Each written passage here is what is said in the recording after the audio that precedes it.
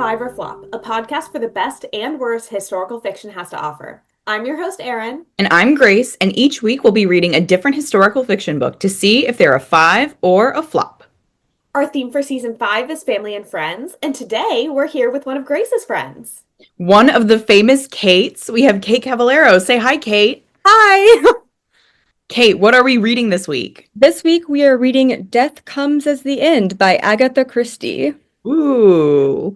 Famously, Erin loves mysteries. I was about to say I was super excited for this one because it was a mystery, but Kate, I want to know why you picked this one. I'm a really big Agatha Christie fan. Mm-hmm. And I knew she had written one historical fiction book, and I think I owned it, but I wanted to read it, and so I pitched it for this podcast because I was intrigued to see her historical fiction mystery.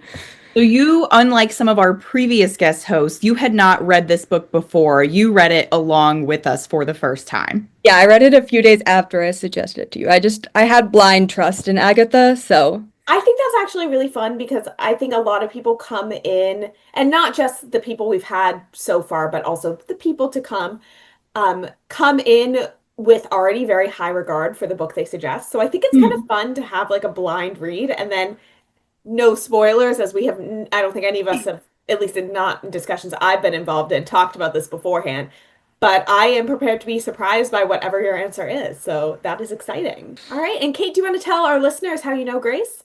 Grace and I are like childhood best friends. I think we met sometime as babies. I don't remember the circumstances where mom. I think how we met age 2, like mommy and me class or something. Yeah, like something like that. Yeah. So we are OGs. And we have been readers this whole time. We just used to bond over Percy Jackson, and now hell yeah. Well, we still do that, but we're grown up. Yeah. Now we just bond over the TV show. Exactly. Don't get me started on that. This leads me to two important questions. Okay. The first one being, for our audience, if you couldn't tell by our different audio quality, we are recording via Zoom. The first question is, where are you located / is it still Virginia? And the second question is, in the Percy Jackson universe, who would be your godparent? I'm recording from Midlothian, Virginia, so not too far from you guys. I just saw Grace's mom earlier today, actually. So. Yeah, well, I'm going to see you on Saturday. So I'll see you. Personally, I'm a massive fan of Grace's mom, so that's I also love Grace's mom. By the end of the season, I don't know if Grace's mom and I will be friends anymore, just based on the length of what she's making me read for this podcast. Part of my pick was also, I'm like, here's a really nice short book for you. We should have done this one and your mom's back-to-back, Grace. That would have been very interesting. But we had to put it late in the season because we need time to read it. All right, second question. I feel like there was a second question I completely forgot. Second question, who is your godparent in the Percy Jackson universe? Oh. I feel like probably Athena. Santiago, my boyfriend, and he's like, he's never read the books, but he's like familiar. And he goes, yeah, probably Zeus. And I'm like, okay, all that. Probably not Zeus. I feel like I need to go back and like take the Who's Your Godparent quiz now as an adult. That could be a bonus episode. That is a good bonus episode. We assign all the main, or not all, but the notable main characters in our pod books as who their parent would be. Hey, that would be really, I would have listened to that. Here, let's dive in to what we have going on this week, because Erin, what you have written down, I would like some explanation for. I'm also curious. So for those of us who cannot see our script, what I have written down is going to a, quote, French house music themed death punk party, but it starts at 7 p.m. Grace, in DC, I don't think you have, I would be surprised if you've been, but are you familiar with Flash? I think I'm familiar with it, but no, I have not been. Okay, it's like a European, like, EDM club that, like, we have not us mutually friends, Grace, so much, but, like, a lot of me and Santiago's friends. Yeah. Because, like, shocker for the listeners, like, why would I go there? No, it's also probably shocking of why would I go there? But anyway, so I was invited. Santiago's been wanting to go to this club for a while. So some of our friends are going because it's like a ticketed event. It's all Daft Punk music, who have that one song, I think, Get Lucky, and I think that's the only one I know by them. However, the event is also from 6 to 10 p.m. So we're pre-gaming at 6 p.m. immediately after work and going there at 7 p.m. and then I can be at home by 11 o'clock. That's very nice. But The descriptor of the party sounds like something that would start at 1 in the morning. Exactly. Though I am in shock. So I'm gonna have to report back because I don't know what French house music is. Is Daft Punk French house music? I don't know. I am going to be so out of my element. And then I texted actually my other friend named Kate, who is not here today. So many And I was Kate. like, Kate, Or you go here often. What do I wear to this? And she's like, oh, it's casual. And I'm like, oh, okay. So I am gonna wear all black and sneakers, which is what she advised later. So That's I'm the way like, to go. That's like a did not club life hack. expect that to be the vibe. However, I'm gonna have to report back because I don't know what I'm getting myself into. Kind of excited, kind of really excited. It starts at 7 p.m. That's like my prime and that's when I want to go out clubbing and then go home. Well, I can't wait to hear about it. While you are at the French house music Def Punk party, I will also be doing something important. I'll be at Drunk Dracula. For Woo! anyone, I think they might have it in other cities, but for anyone who's not in DC or like in a big city, we have this thing here called Drunk Shakespeare, where I think okay. every season they pick a different Shakespeare play. Like, they do the hits, they do Hamlet, they do Romeo and Juliet. And then before the show, it's like a cast of 5 people, they share roles and stuff. And then they randomly pick one of the actors to get like supremely drunk, and then they do the show. And I've never been, but obviously I should, because that's the type of thing that you would not be surprised that I was going to. But the trivia crew are going because for October they do the same thing but Dracula. I keep seeing billboards and thinking of you all. Yeah. So I'm very excited to go to Drunk Dracula and wondering which of the characters is going to be drunk and if it indeed will be Dracula. Is Dracula a play? I'm No. I'm sure How are there's a they play are they just like version. narrating the whole book? How does that like, cause Shakespeare, like that makes sense. Yeah. There's no way that no one has adapted Dracula into a play before. Like, surely it's an old book and very famous. Like, Well, there's, like a play version of like Pride and Prejudice. And like, is it as good as the book? Like, probably not. Kate, I see what you have written down, which is very much going to date the episode, but was it is. also my second choice for what I was going to write down. Yeah. So for everyone listening in the future, as of when we are recording, we are 5 hours away from the new Taylor Swift album dropping. So I'm just really locked in on that. Are you going to And be staying up? yeah. Yeah, I'm going to be I'm staying. a I'm I've a made like baby. I'm not staying up. I've made like 20 friendship bracelets this week to bring to the movie theater tomorrow. I am unfortunately not going to the movie. A, because I'm already kind of like had, I have this French Yeah. house music themed party. I'm going, I can't miss that. But also shockingly, like I have a good number of Swiftie friends here in DC and no one suggested going. So I was like, okay, I mean, maybe I'll try to catch it when Santiago's out of town. If I it's still bought a in theaters. solo ticket for myself because I don't have any Swiftie friends here right now. Good for you. I do see you have a sweatshirt on right now for Taylor Oh Swift yeah, as I'm well. ready. I love that. And that's a nice one because famously she has tacky merch on Yeah, no, occasion it's sometimes. short Oh, sleeve it's a tea. sweatshirt nice. So Ooh. it's yeah, it's like a sweatshirt tee. It's very nice. Well, I will I say, as someone who is Swiftie adjacent, you two are the people whose opinions that I trust. Like, I okay. have some other friends who are Swifties, but if they're like, oh my God, this album was amazing, like, I don't necessarily believe them. I believe they're Yeah. living their truth, but I believe you guys. You Okay. can't have your blinders on when you Mhm. really love something. It's like you need to acknowledge like she definitely has songs I don't like. Like you Yeah. gotta, it's fine. And it's also fine to say, this isn't that good, but I still love it. That's what I was gonna say. Is exactly. I feel like The I'm books often that like, I like. yeah, I'm often like, I love this. Is it an objectively good piece of media? Sorry, we're recording. I shrugged there to Yeah, indicate yeah, yeah, yeah, yeah. no. We leave in indicative pauses at these points in time. So Context clues. can I share something I'm really excited to finally be currently reading slash have finished currently reading? Yeah. Yes. As our loyal pod listeners know, I have been battling the Libby hold for the Hunger Games for months because I keep accidentally delaying delivery at the wrong time because I think I'm not ready for it. I finally finished the Hunger Games audiobook and I'm now on to Catching Fire, Woo! the way home from work. And Kate, context for you, I read the first two in middle school and didn't like them because I was hashtag not like other girls. However, Santiago and I recently watched all the movies, first time for me watching any of them. So I've kind of been on the kick. I'm really excited. And I loved the book. I thought it was phenomenal. I Okay. The audiobook narrator, though, not really a fan of her. I thought she sounded way too old to be playing a 16-year-old girl. I was just And gonna say, I bet you're gonna say that she sounds too old. and she would sometimes do like weird not even accents, but like for when it was the male speaking parts, she would like adapt her voice and it didn't sound good.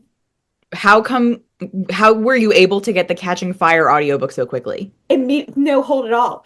And the thing is, for the Hunger Games, I have two library cards in there. Both of the libraries were on hold for the Hunger Games. Nothing for Catching Fire at either one.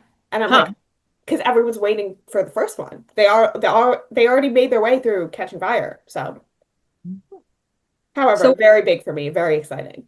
did you read them in middle school and not like them, or just refuse to engage entirely? I read them, but I don't think I did not let myself like them. But I only read the first two. I never read the third one. So that will be a completely new experience for me. And then obviously the other two that have come out since. So Fun. yeah, that's my excitement. I still have to rate it on Storygraph because I haven't had a chance to today. But very excited about that. Excited to immediately jump into Catching Fire and also shocked that I was immediately jumping into it. So Well, congratulations. I'm glad thank you you. like it. Thank you. All right, what are y'all reading? I just finished reading like kind of a weird little book. I feel like if any people are listening that are generations above us, they might know this more than people our age would. It's called Gift from the Sea by Anne Morrow Lindbergh, as in wife of Charles Lindbergh, the The plane guy? flyer. And also, so this was the mother of the kidnapped baby, if you guys are familiar with the Lindbergh baby. What? Yeah. So she was like a poet. And I found this book in a little free library. It was basically just like a little book of essays about like her spending a week at the beach and pondering like seashells as metaphors for like female independence and stuff like that. And it was apparently the best-selling nonfiction book of 1955. The one that I have was like the 20th anniversary edition or whatever. So I read it. That's obviously not normally the type of thing that I read. It's like very poetry. It's very like not self-help, but like kind of philosophical. But I was like, just the fact that it was written by Anne Lindbergh was I was like, I have to read this. And it was actually quite nice. Can we go back for a minute? Charles Lindbergh had a baby that was kidnapped? Well, you don't know about the Lindbergh baby? What? Oh No, my I'm God. sitting Well, here first of Googling all, it. here's the things about here are all of the things that happened to Charles Lindbergh in order. First, he flew the plane across the Atlantic and he got Okay. really famous for that. Good for him. He was a Nazi for a little while, and then people were like, not so sure how I feel about you now.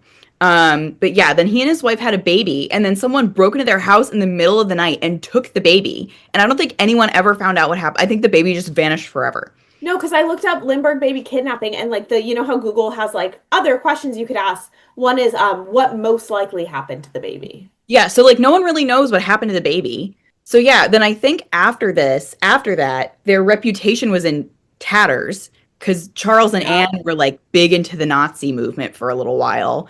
And so Anne was like, "What can I do to fix our reputation? Because my husband's too old to fly planes now. I will write poems." And it kind of worked because they're nice poems.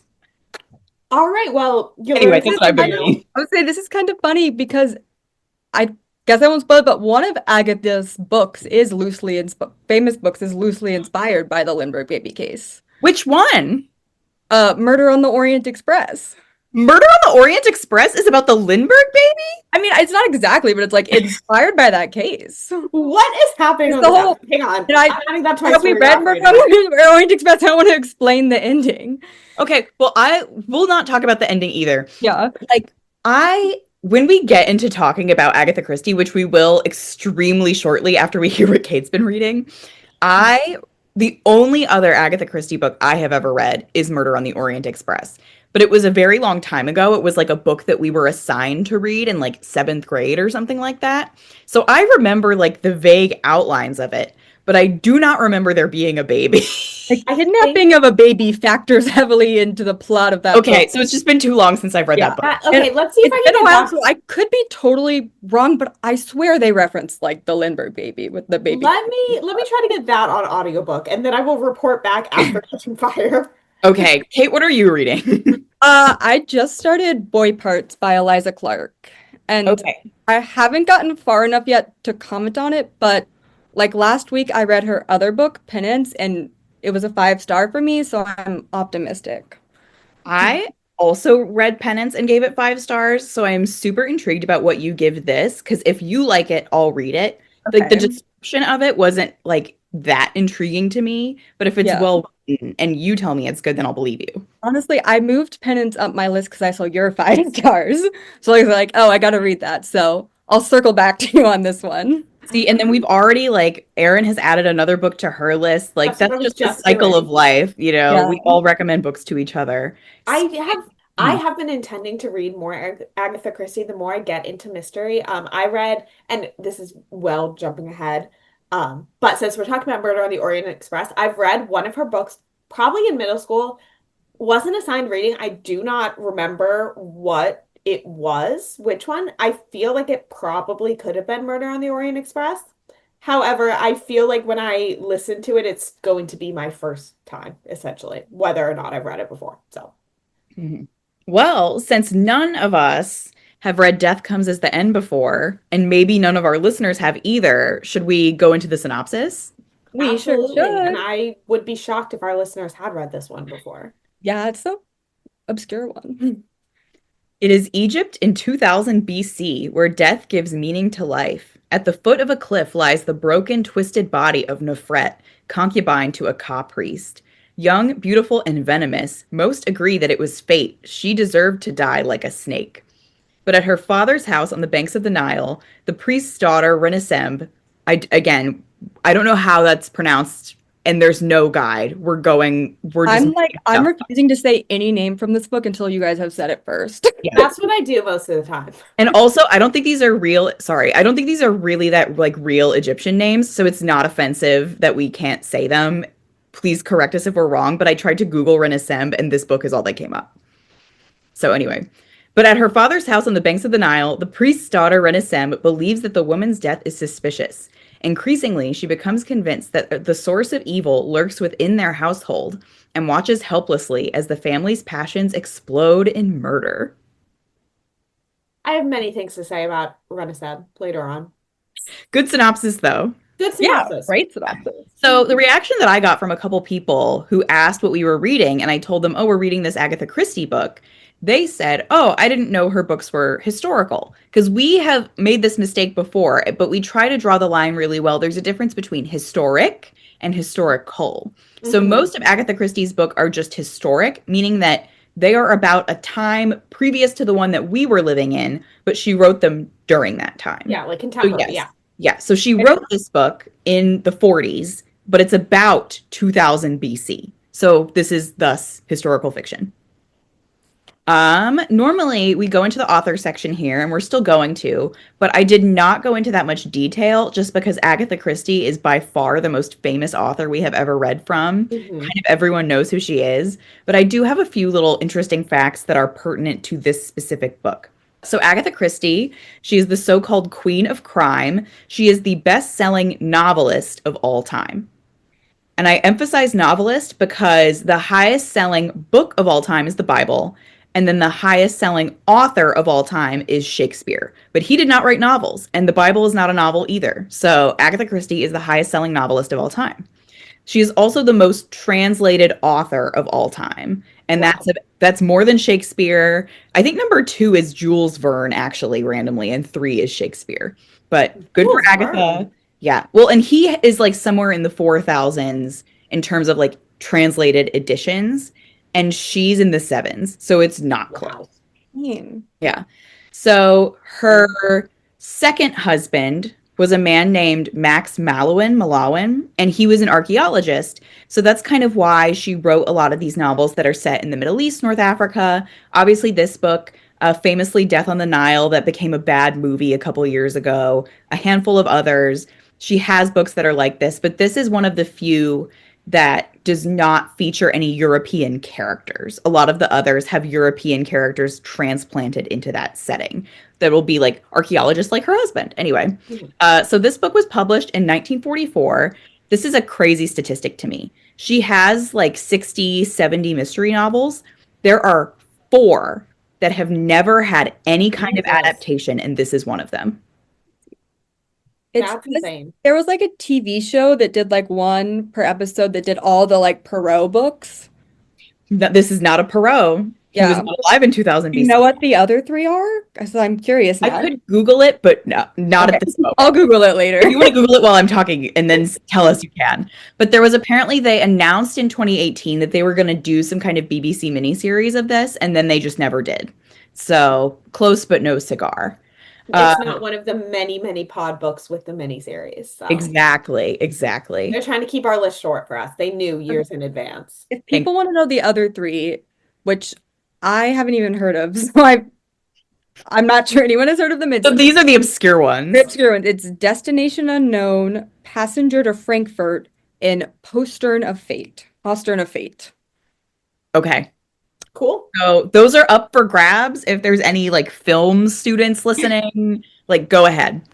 And this book ended up being written because Agatha Christie was friends with a man named Stephen Glanville, who is a very, very well-known Egyptologist who basically told her, I think you could write a book set in 2000 BC, like kind of issued it to her as a challenge. And this is crazy to me. This is going to like keep me up at night in the future. Apparently, she wrote the book and she showed it to him, and he pressured her into changing the ending. The published version has the ending that he wanted. She said later in life that she regretted it and wished that she had done her original ending, but no one knows what the original ending was.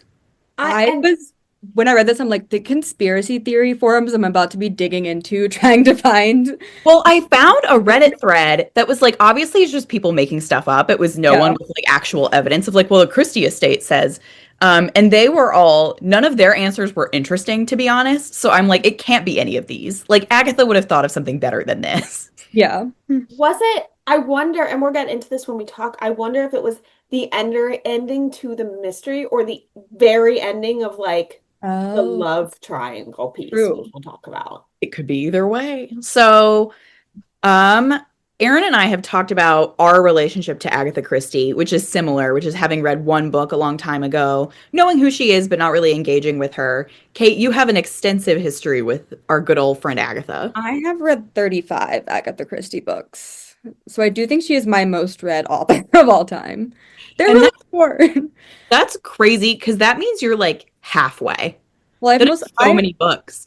I've read like all but one or two of the full-length Perot novels, and then I've read this one, and then there were none, and then Okay. a couple of like the Perot short stories. What about the Miss Marples? Have you read the Miss Marples? I read the first one yesterday because prepping for this podcast made me be like, I should read Agatha Christie again. So And actually, it would be really good for me in my trivia life if I read more Agatha Christie. I remember we got a question a couple months ago that was like, what town is Miss Marple from? And we didn't know. Like, you would have known if you had been there. yeah, no, I've been extensive knowledge of the whole Hercule Poirot Agatha Christie series. I definitely want to read more. I'm curious because I feel like this is kind of like a branching out book for her, kind of like Louise Erdrich Grace. The one book I liked by her was like so different than all of her other ones. So It I'm was like set in the interested. future. Yeah, and then I'm interested to see like what the average Agatha Christie, not what average is a bad word, but what the standard experience is like. I was like bored, and because of this, I went through and tried to do a ranking of all the 35 books I've read, so I can send it to you if you want. Honestly, yeah, I would Want take the highlights. recommendations. I would, yeah. Like I've done with Dear America, and Yeah. Kate, you and I have done jointly with America's Next Top America's Model Next Top Contestants. Wait, I am on season 1 right now. I'm starting a rewatch from the beginning. Grace knows Cycle this. one.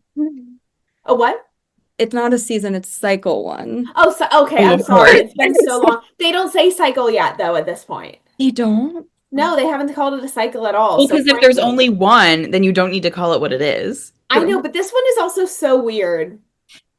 And also, there's like a religious cult going on in the house. It's kind of crazy. Sounds like something that Renaissance father would say when they were like, foolish is the man who believes in no God or whatever. But no, that's America's Next Top Model. That was Exactly. a really great segue. Good job with that one. Very smooth. All right, no, we've been chattering on for like almost a half hour. Let's talk about the damn book. Yeah. Grace, you want to give your disclaimer? Yeah, we don't really need it, but our judgments come based on the book and the characters within the book. rather than any real historical figures they may have been based on. There's an extremely like tenuous connection, but we really don't have to worry about it. Also, I think the further back in history you get, we can get judgmental about people more easily. Like it's 2000 BC. No one that these people are descended from is around, really. Also, this book came out long enough ago that I don't really feel bad about giving spoilers for it. No, it is a mystery, but we're going to spoil it. So make of that what you will.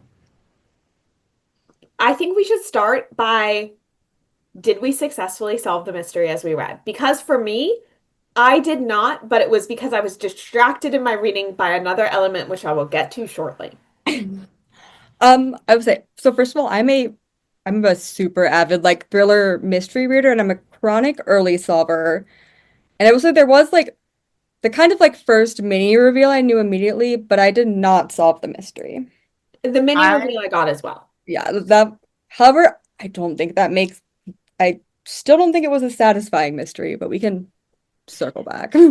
I did not solve the mystery, and as I think I shared before, I am really gullible. I am not good at solving the mystery. I almost never do. And I am not that's fine with me because then I'm always surprised. But this time I was keeping my eye on it and I was so lost the whole time. There was one person that I successfully eliminated as a suspect and was right about, but other than that, no, absolutely Who not. did Did you? anyone have like a running theory on the mystery?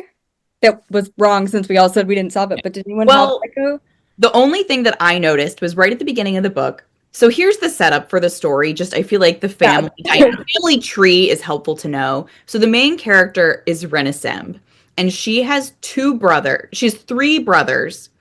The two oldest brothers are married. The middle brother at the beginning of the story like violently kills like a snake or something, and he is like, "Oh, I'm so violent," like blah blah blah.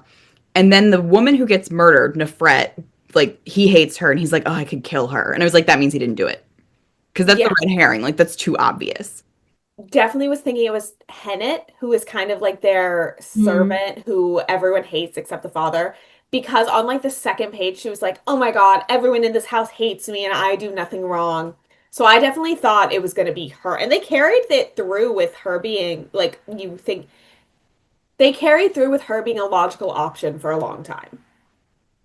Most of the people it could be.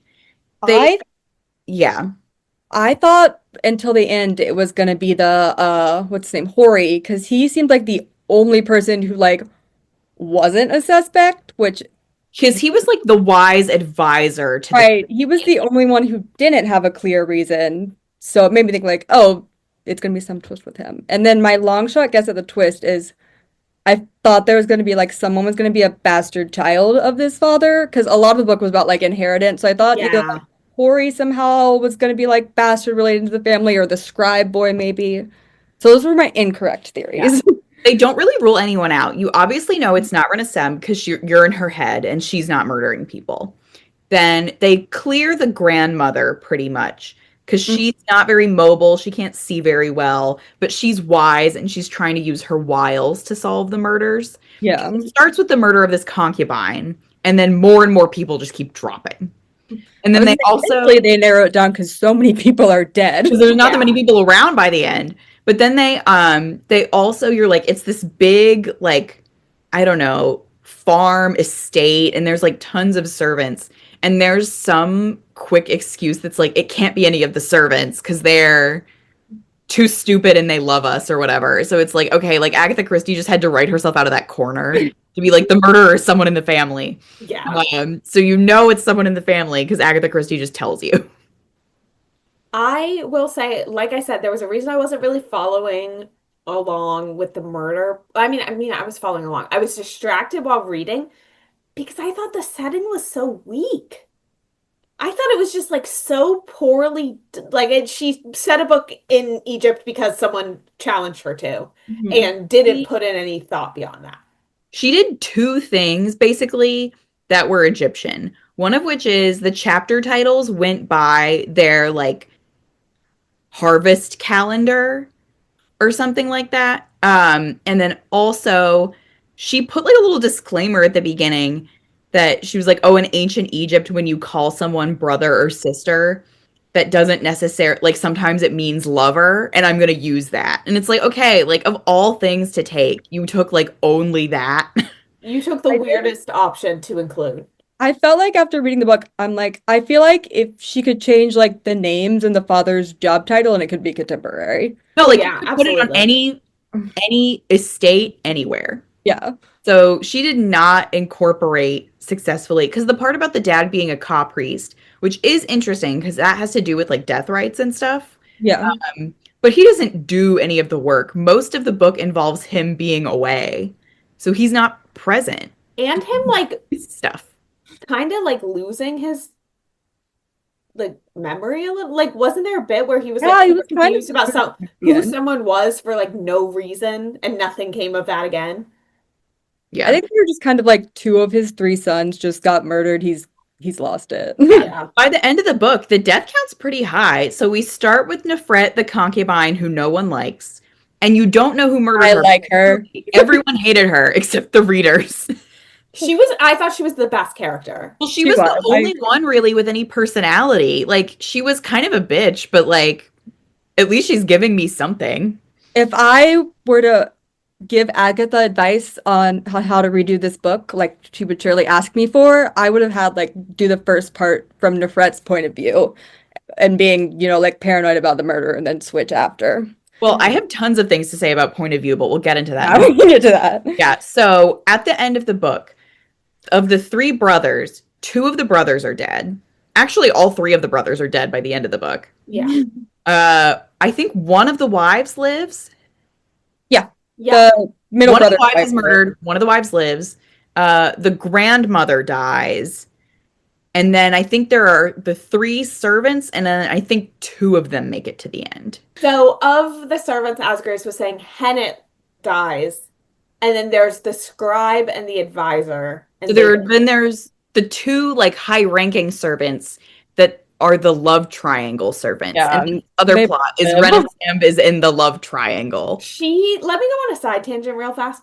She is so boring. She's just No, constantly like nothing ever changes or something. this is main tangent worthy. She's the most passive character I have Oh, ever read in any book. oh my She God. And didn't also she has do a kid she doesn't acknowledge the entire When she book. I doesn't was do reading anything. Erin's notes, I was like, oh, she did have a kid. I forgot completely about that. She doesn't do anything. She's so passive. So like she has these two high servants are courting her. She's a widow, which is why she comes back home to the family compound at all because her husband died. Um and one of them is courting her and you think like, "Oh, nice," cuz like she keeps being like, "Oh, he's so similar to my husband who died, like when we were so happy," like all this stuff. And then he turns evil, like kind of. Yeah. Then at Evil the end affiliated? Yeah, but then at the end of the book, she's still considering marrying him. So he's not like, is he evil or not? Because he was working with the evil Nefret before she died. He didn't kill anybody, but he was doing And like her dirty work. notably, they were from the same like town, region, area, something. And she had been in love with him, and he had been in love with Renaissance forever, supposedly. Yeah. But then at the end, Wait, Renaissance who are we agreed. talking about? I'm getting confused by the pronoun. The Who was in love? scribe. Yeah, Melania. the scribe, no, Fret was in love with him, and then Yeah, he Nofret was in Yeah. fell love. in love with Reniseb till he got there. Okay, cool. Yeah. But then at the end of the book, Renaissance agrees to marry Hori, whose main character trait is that the grandmother said he's not the murderer. And he's nice, I guess. He was helping the grandmother solve the murders. Yes. It's definitely like they were That's building a romance, but also at the beginning, he was very much, like a kind of like father uncle figure to her Yeah. growing up. So it's I, I hate that every time. Yeah. I So like your grandmother. I The liked her a grandma lot. was lovely. actually my best part of the book that I thought was the most like thrilling was when the grandmother was murdered because Yeah. she knew that she was going to be next because she Yeah. had asked like a question amongst the whole family that she knew would make the murderer nervous. So she was like, I'm going to be the next target. So she's like having Renesem cook all of her food. She's having a servant girl taste her wine, all this stuff. And then the murderer puts poison in like her hand lotion. And so she like wakes up in the middle of the night and she's like, I know they got me, but I don't know how, and then Mhm. dies. That was good. That was a It's really good really That scene. good. was very good. Yeah. I will say, like, as much as there are so many parts that didn't work for me, it did, like, I was engaged the whole time. Like, I can at least say that it was, like, fast-paced and engaging, even though I would And have many other critiques. the short length worked in favor of the book for sure, too. It Yeah. kept it moving. And it did what I think so many mystery thriller authors miss, which I think is so important, which is if you're having a whodunit, you have to have a bunch of characters. Because if Yeah. Mhm. you only have a couple, then even I can figure out who it is. That's kind of what happened in Dead Dead Girls, Grace, if you remember that one. It's like Yeah. there weren't that many, and also she just kind of gave it away immediately who it was. But that was all, and I didn't even think of like register that at the time. But yeah, there were only so many options in that.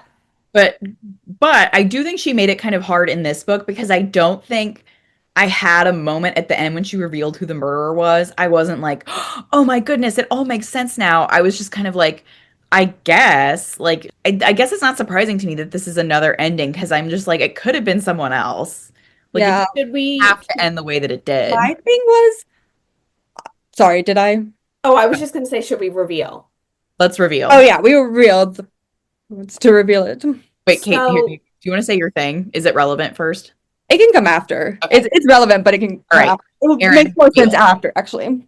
the big reveal was that it was the oldest brother, Yamos, who is like portrayed as this really passive character, but then suddenly everyone knows he has a long history of violence his entire life. No, it was very weird. It's like, oh yeah, you don't want to be around him. Like you have to coddle him. It was very, what I wrote down was incel yamos. Like it Yeah. very much gave like, I am the oldest. Why does my father not trust me more? It's like, well, it's still his, like he's alive. It's still his property that he's letting you Mhm. run. But yeah, so he was like killing, first he killed the concubine because she was trying to take what he saw as his inheritance, Mhm. which is this very straightforward motive. So I And it also understand. applied to like there were like basically every character wanted to kill the concubine for the same reason. Yeah. Yeah. Like the wives were under suspicion because they would be looking out for their children, etc. Mhm. But then one of the wives saw Yamos commit the murder. So then she got axed, of course. He took out the other two brothers because then it's like, well, great, no one else is my competition anymore. I guess I just love murder now. Yeah, then he just, I guess, went blood crazy. He murdered the grandmother because she revealed that she was Yeah. on to him. So he was like, I gotta get her. And then I guess he was gonna come for Renesem just because he was out of people. And Like, well, he killed Hennet for like, oh, I don't really remember well, no why. one ever liked her. I think it's because he thought she knew. I Yeah, don't she think there was was a talking a big good game. Well, because explanation. she always was going around like, this family, like, none of you are nice to me, but there's so many things that I know that you have no idea about. Like, she was just talking a big game when she, See, like, but fueled my bastard child theory. Yeah. don't talk a big game when there's a murderer around. Like, Yeah. that's my But then advice. when they were revealing it at the end, Reznab was like, I remember like our mother like being super nervous, like leaving us alone with him because he was violent or like something like that. And I'm like, were we supposed to just figure that out No, too? there was like a story. It was about there was a story about when the brothers were younger, like the other brother had hit the older brother or something, and then she was like, "Yeah, mom like was so worried about him the next day." And she was and they were like, "Oh, it's cuz she thought that the older brother was going to take revenge, not cuz Not because she was worried that he was gonna not cuz she was be. worried he got hurt or whatever. Something like that." Yeah, it was Something a lot of weird. twisting and turning. I did like the final thing that clicked in Reneseb's head so that she could solve the murder, which was she knew that the wife who was the witness, she Mhm. saw Yamos there and she was like, oh, she was looking behind him and she was afraid at something behind him. That must have been the murderer. And then she finally just realized, like, no, she was just looking at him. She wasn't looking behind him. Like, Hmm. Well, I think it's for a while there's like a plot where they think it's the ghost of the dead concubine murdering people. And yeah, I would which say frankly would have been amazing if it was the Yeah. ghost of the dead concubine murdering people. I would say But I liked that. I picked up on that plot early on because I was like, oh, but I went the wrong way. It was like she was looking at Hori, who was coming up the hill with Renessa versus Yamu. Hmm. but no, like it seems convoluted, but it was simple enough to just be Yeah. like, oh, it clicks. Because at that point, the grandmother's dead. Like she's kind of on her own in terms of the solving. Like she has Hori, but he's gone somewhere. No, Like, he just keeps being like, I know, but I can't tell you because it's too dangerous for you to know. And we're like, all yeah, right, well, like what a great trait for our central we're character like, to we get it. have, You need knowing 30 and more doing pages to nothing. know. Yeah, she is truly so useless. She Like was even all the awful, other characters, because there's a lot of them, a handful of them do only have like one personality trait. which Like I think is fine, but yeah, not the like the main two character. wives, like one of them is a nag and one of them is a trad wife, and that's kind of it. Like the brothers, like one of them is like shy, who was the murderer one, who turns out to be super violent. One of them is like a big, like risk-taking braggart, and then one of them is like the youngest child who wants everything handed to him. And it's like, Hmm. okay, like again, motivations for why you would want them to be dead. I don't Yeah. know. So I will say my problem with the ending was the whodunit was like decently surprising. I was like, okay, yeah, I didn't guess that. But just like the explanation wasn't very interesting or clever. And Hmm. I think for a mystery solution to be satisfying for me, it has to not just be a good whodunit, but it has to have either a good why done it or a good how done it. So Yeah. there's some books she has where it's like the setup is this person had a super obvious motive to do the murder, clearly it was them, but then they have like an unbeatable alibi, so you immediately dismiss them, and then it's like the solution is there was a crazy how done it where they like screwed with time, Hmm. where or either that or the why is something crazy, like the reason is more than just like the why you're like, oh, like there was this background plot that we were slowly piecing together, and it turned out he was the bastard child of him, or like Hmm. he was pretending to be this person when he wasn't or something. And it didn't. She's written so many more clever and interesting mystery solutions, and this one just felt like she was like, yeah, he did it for the obvious reason because he wanted to, and that's it. And that's why this one doesn't have a movie. Yeah, I think that this is not one of her best. I think there's a reason that it's not one of the famous ones. I feel like I would read one of the famous ones, or at Yeah. least one of the like, mid-tier famous ones. Here's my tip. If you're reading from like the Pro series, because a lot of the famous ones are from that series, I would read one of the mid-tier famous ones before the more famous ones, because I think you'll enjoy the more famous ones more if they're not your like first introduction. Okay. So a couple that maybe have like a movie that you haven't seen. Yeah, Okay, good advice. All right. Well, I'll take it. because Do we I read like like the most famous Pro books first, and I think they would have like hit harder if I wasn't also like getting used to the. Oh, well, Kate, I see here on your ranking of all of the books that you've read, where does this one fall? I ranked this book at 17 out of 34. Oh, okay. That's Very mid-tier okay. for Okay. me. All right. Anything to say before we go into our little bit of historical accuracy? If you want to read an Egyptian Agatha Christie book, please go read Death on the Nile. It's so much better. Better than the bad movie? Oh, I'm sad that you've seen the bad movie because the book No, is I so. haven't seen the bad movie. I just know that it's Oh, bad you. because people The say that. book is Death on the Nile is like my second ranked Agatha Christie book. I love Death on the Nile. What was What your is it number about? one? And then there were none. I feel like that's kind of universally agreed upon to be the best one. Yeah. And they're right. Okay. Okay. All But Death right. on the Nile is my number two pick. I loved that book. Okay. We'll take Well, it. glad it's something that you could recommend that's Egyptian themed to replace this one. Yeah, she has Or several contemporary books that are like set in like the Middle East on like archaeology sites. Like there's Death on the Nile, there's one that's at Petra, there's one at like an archaeological dig, and they are all better than this if you want Agatha Christie and history. or you could go back and read the Cleopatra Royal Diaries and then watch the made for Wheel-In School TV episode. And then you get to see a bunch of cheap wigs. And then you can write like a comparative essay about that in Death on the Nile. Exactly. It all Beautiful. comes together. All right. So I have a couple of brief things to say for historical accuracy. One is that this is actually based on like a prominent historical document. I don't know if this is one that Agatha Christie turned up in her research. I think a lot of people think that Stephen Glanville kind of provided it to her as like the basis of her research and her writing. But this is derived from real Egyptian letters circa around 1950 BC from a man, this is a pronunciation I'm going to butcher, but Hekonict, uh, who he was writing to his family while he was away at work. So this is kind of the character that would be like the Renaissance father, like the patriarch of the family. And he was writing back to his family saying that they need to be nicer to his concubine.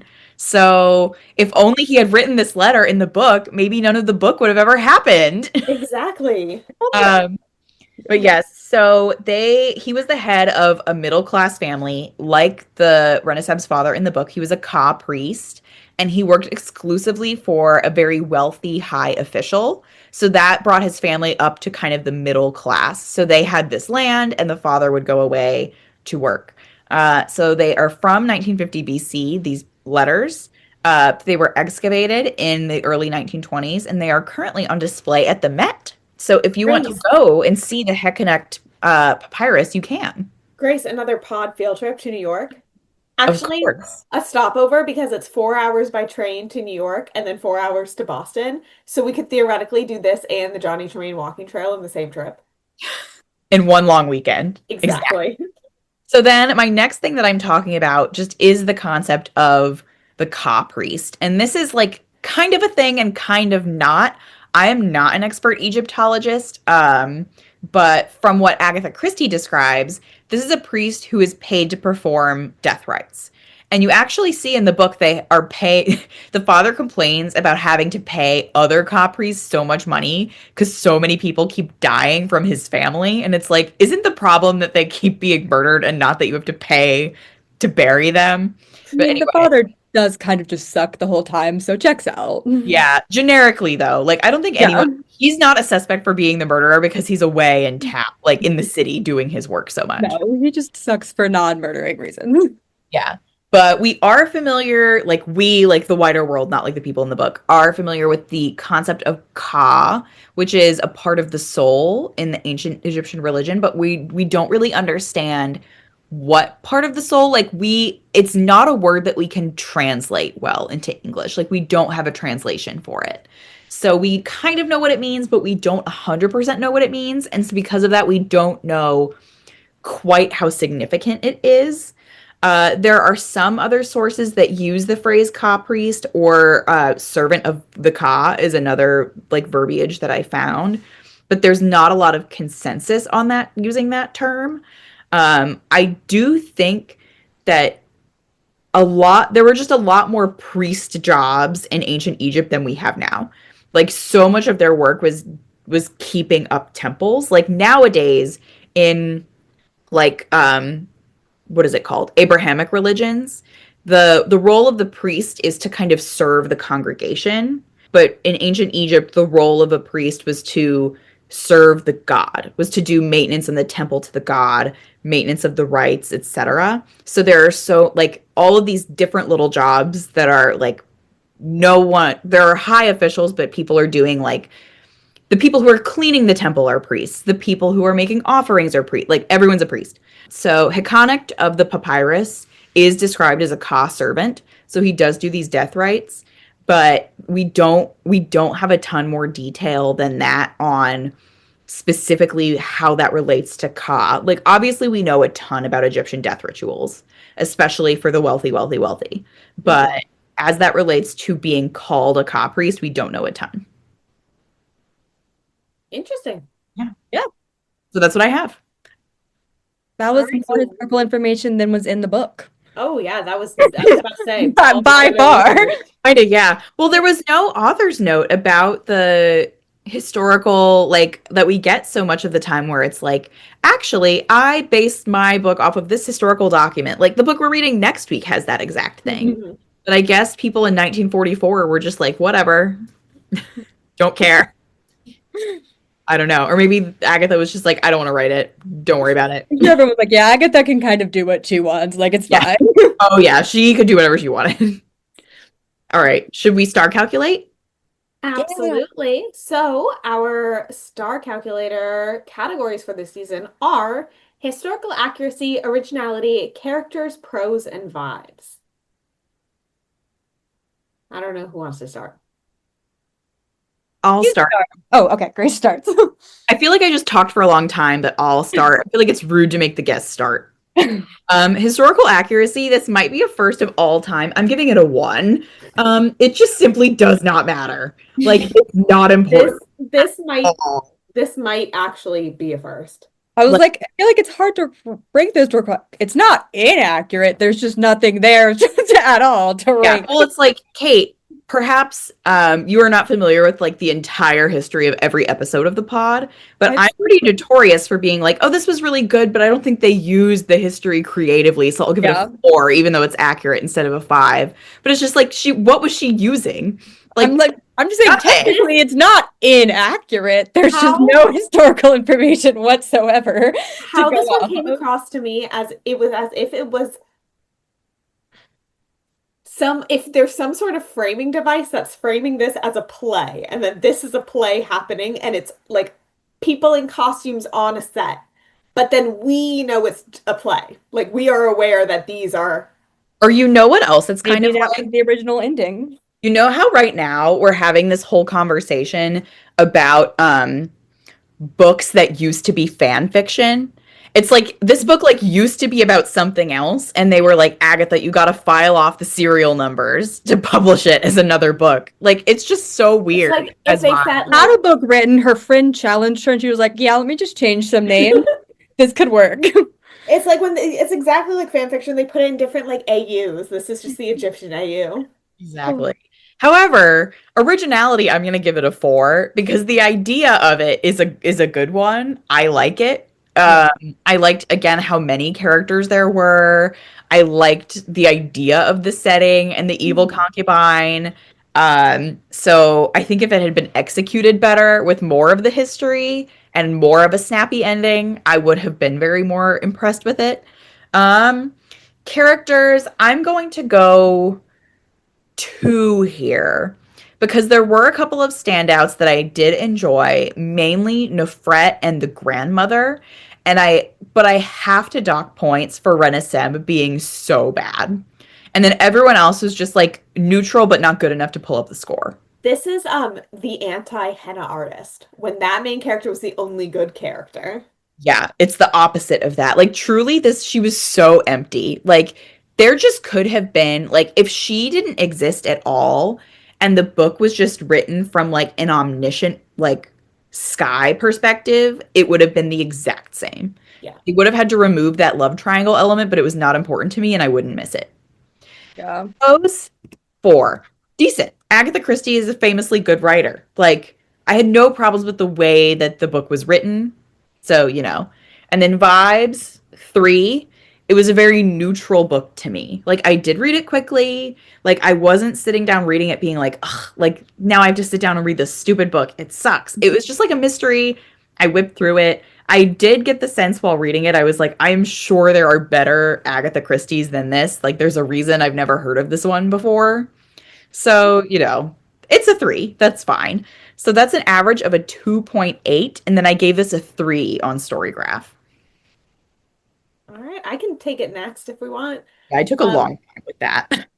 I'm going to join you in historical accuracy with one. Like I said, it was like as if they were in a play, but like they were the actors in the play and we knew the play was happening also, which I suppose is just what happens when you watch a play, you know the play is happening. Anyways, originality, I'll go four as well.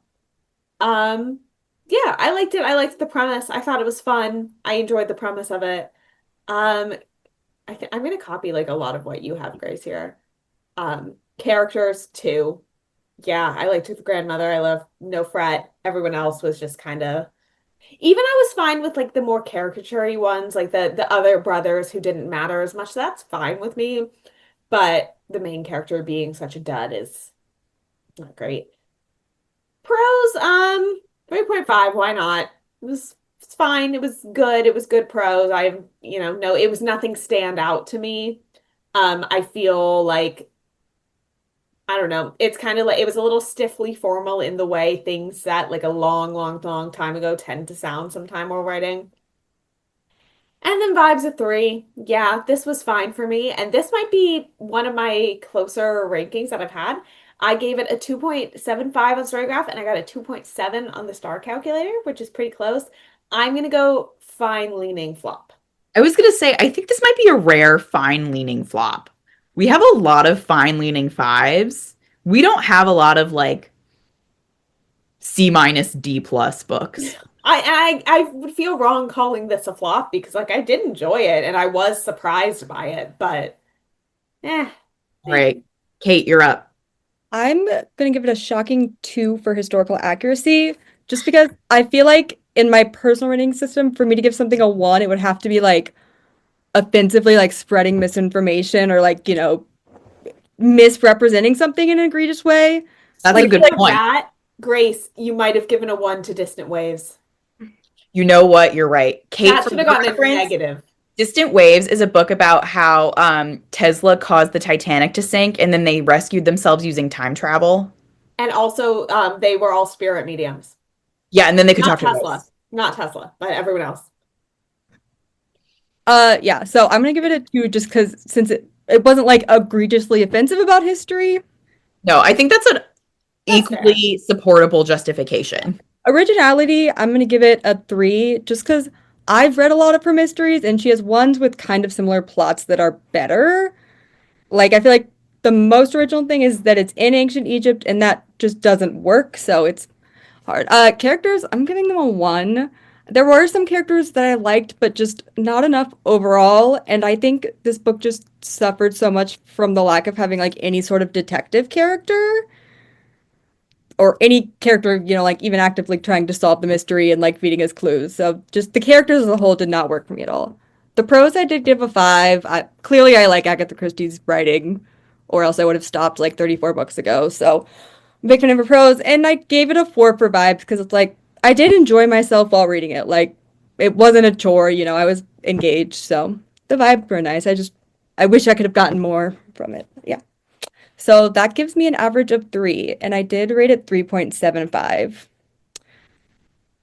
And so So for you, on our scale of flop, fine, five, would this maybe be a fine? Not I to think put. it's a very solid fine. Like Okay. not really leaning for me. I I feel do. like it's a flop. For me, it's a flop in the context of Agatha Christie, but in the broader context of all the way worse mysteries and thrillers I've read, it's still a solid fine. that is an excellent qualifier. Well, also, I think in our five or flop podcast history, I'm not sure we have had an episode with a guest, so where there's three of us, where all three of us have such a similar opinion on the book. Like we're on the same page here. Like even in our calculators, like we have a 2.7, a 2.8, and a 3. I think that's probably true. That's probably the only other thought, maybe Song of Achilles. Yeah, or like when we had Diana for Magic Treehouse, but like that's kind of a softball. I'm sorry to No, say. wait, Grace, you're Who's not actually so wrong because we just had Diana for the dance tree. We did all like the dance tree. Okay, so except when Diana comes on, we don't always agree about these things. Diana's a good luck charm for pot agreement, as Well, are you, Kate. yay! Congratulations. Woo! Well, this one and the other historical mystery you read last season were both bad, so I'm determined to find like a good historical mystery now. This one, listen, I was the Dead Girls defender. However, I will say that I do think this one's better. We're Yeah. gonna keep bringing you back, Kate, because we're just gonna keep stepping up how good the mysteries are. And Yeah. we're now gonna bring you back for We're gonna make it all the way to 5 with them. exactly. Woo! We're gonna find it. All right. Well, speaking of things to come, I'm excited to share what we're reading next week, which is The Frozen River. And our special guest is longtime pod number one fan, my mom. It's the first of the mom episodes. So we're really excited to discuss this one with her. She had been trying to get me to read this book for a very long time before the pod and has suggested it for multiple pod seasons, even when it did not fit the theme at all. So And she's clearly a social butterfly because we had a hard time getting on her calendar. she is booked and busy. We originally, last week, we reached out and we're like, okay, can you film next Thursday, i.e., tonight? And she's like, maybe in 2 weeks. So anyway, Kate, thank you for being available. Grace Really was like, what day appreciate can you it. come out? I was like, all of them. Yeah, thank you Thank for you. taking time out of your busy schedule from thinking about the Taylor Swift album now coming out in 4 hours. Yes, I was making sure I didn't get any Twitter alerts about merch drops during this because we would have had to pause if that happened. No, I keep my notifications on for Taylor because whenever she actually tweets something, it's something insane. I'm So glad to I have know. like my notifications on for like all her store merch spots. So if she ever like stocks anything signed or like limited vinyls, I will be ready. Good for you. I It is love that. I signed support you CD in this journey. this time. So I look forward to hearing what your opinions are. yeah. Um, and I'm sure we'll be in agreement there as we were on this book. Mhm. However, probably in the five category and not the fine. Yeah, we hope. Hopefully. Oh, All right. But in the meantime, please keep in contact with us on social media. Our Instagram, Twitter, and TikTok are 5orflop_pod. And if you want to see what else we're reading this season, don't forget to follow our Storygraph reading challenge. Kate, I'm sure you are doing it. Probably I sent Erin a friend request on Storygraph today. Okay, good. let me add you right Progress. now because I love Storygraph, but one of my many qualms is they don't actually ever like give you push notifications. So Oh, I have okay. people who sit there for a very, very Well, long that's time. good because I was a little offended you didn't accept it before I came on the pod. Although I will say it was only 4 hours ago, and as we know, I have not had time Yeah, to it wasn't that long ago. mark the Hunger Games as finished. So frankly, I haven't been on at all. Well, also, this is my petition for the Fiverr Flop Pod TikTok to be active again. I missed the Fiverr Flop Pod TikToks. I The would love pod to bring them back. Sound the off pod comment. TikTok was such a fun era, but I don't have TikTok on my phone anymore. That's fair. Yeah, Erin's trying to unplug. Okay, I guess be like mentally Actually, healthy. That's fine. That's I'm good for trying to you. unplug from TikTok so I can plug into Twitter more. Okay, I'm not sure if Kate, that's for I'll you. take your request under advisement. Thank you. We'll bring it to the board. And then if you have other suggestions or recommendations for us, you can shoot us an email at fiverfloppodcast@gmail.com. Maybe you also wanted to see the TikTok active again. If you have a book recommendation, we do have that lovely recommendation form in the bio of all of our social medias. So feel free to drop a note in there as we are actively thinking ahead to season 6 and beyond. And in the meantime, Kate, do you want to finish this out? Uh, let's all hope the Taylor Swift album is good. And happy reading! And Bye. Bye.